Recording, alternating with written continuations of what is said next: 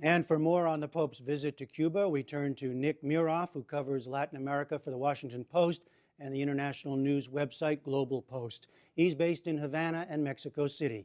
And Anne-Louise Bardock, an author and journalist who's written extensively on Cuba. Her latest book is Without Fidel. So, Nick Muroff, what do we know about this meeting between the Pope and Fidel Castro?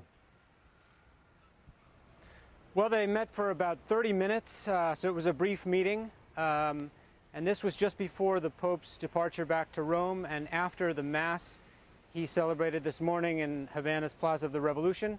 We don't know too much about what they talked about other than Fidel asking him if there were any changes to the Catholic liturgy since, as you may remember, Fidel and his brother Raul both went to Jesuit school as young boys growing up here in Cuba. Well, Nick, you were in Revolution Square today for that public Mass. Tell us about it. What was the atmosphere? What was it like? Well, in some ways, it was kind of like a political rally. Only the banners hanging from the government buildings didn't say socialism or death or long live the revolution. They said Jesus and Mary and charity unites us. But you know, I think today was a national holiday for Cubans, and the turnout in the square was significant. But you know, compared to some of the political rallies that the government organizes here, it seemed a little bit thin. So you know, I think for Cuban Catholics especially, it was a great day and very exciting. But I don't know if the rest of the population and other, you know, secular Cubans would see it as significant. Well, Anne-Louise Bardock, what's your reading of it? I mean, it looks as though the Pope pushed a bit and then the government pushed back some. What do you see? Well, I think you have to look at this visit in relative to the famous visit in 1998 of John Paul. And there was definitely reduced expectations and reduced excitement when John Paul or Juan Pablo, it was tremendous. And it was packed, the Plaza of the Revolution. It was over 1 million people. I was in it, and it was the excitement was palpable. We didn't have that this time.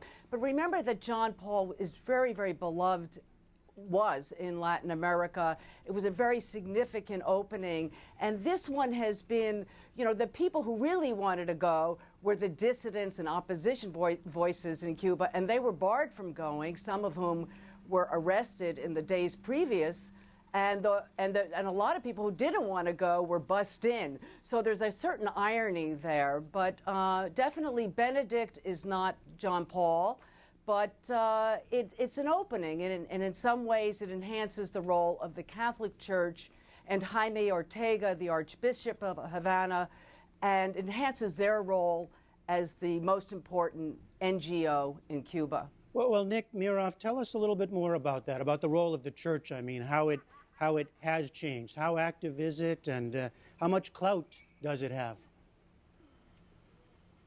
Well, ironically, even though I think you know, the number of Cubans who regularly attend Mass is something like less than 10%, the institutional profile of the Church has increased in recent years, and that's mostly because the Cuban government, especially Raul Castro, has sought that and is interested, I think, in having a partner who can help both cope with the changes, the economic changes that the government is trying to do here, and generate support for those types of reforms.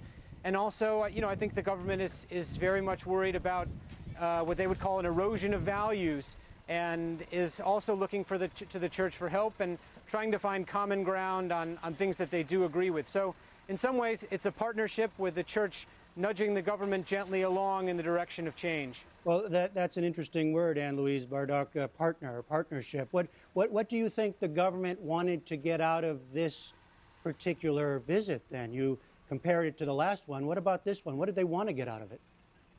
I think they wanted to enhance their perception that they're diplomatic, that they can play on the world stage. And also remember, there's a secondary plot line going on here. Hugo Chavez, who was actually a very devout Catholic, happens to be in Cuba at the very, very same time for treatment of a very serious, grave cancer, probably colorectal cancer. And And they're in a very tough little position here. If a future without Hugo Chavez really puts Cuba in peril. So I think that they're looking at what else, we have to open to the world, as John Paul told them to do in 1998. But in terms of political reform coming out of this, I mean, right away we had a top minister just, slam that hammer down, and he said there will be no political reform. Those were his exact words. And were you? I'm sorry. Excuse me, but were you surprised that the Pope did not meet with any of the dissidents? Not entirely, but I thought that at the very least he could have spoken to the authorities and said at least allow the Ladies in White, one of the most notable groups that is completely involved with church activities, to attend.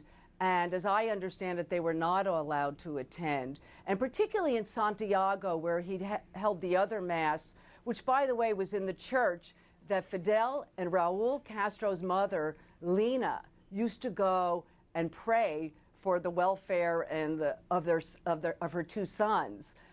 Very interesting kind of backstory about that church there. And particularly in Santiago, there was a lot of repression. And in fact, somebody stood up at one point and said, "Down with communism." And then he said at one point, "I haven't been paid to say anything." And then he said, "Libertad," liberty, freedom. And he was, of course, promptly taken away. But that's about the biggest expression of outrage we have seen on this visit. Okay. I think there'll be some expressions later that they wish that the Pope had reached out more to opposition Well, people. Nick Miroff, just very briefly, did the Vatican say why there were not such meetings? No, I didn't hear any explanation for that, and I would agree with Anne Louise on most of these points. I mean, I think this was in some ways a good trip for Cuba's church, for the Vatican, and for the Cuban government. But obviously, Cuba's dissident movement is going to be disappointed, as well as other Castro opponents abroad. And I think most Cubans just sort of saw this as blah. All right, Nick Miroff in Havana, Anne Louise Bardock in Miami. Thank you both very much. We taped that interview a little earlier this evening. Later, just before leaving Havana, Pope Benedict again criticized the 50-year-old U.S. trade embargo on Cuba.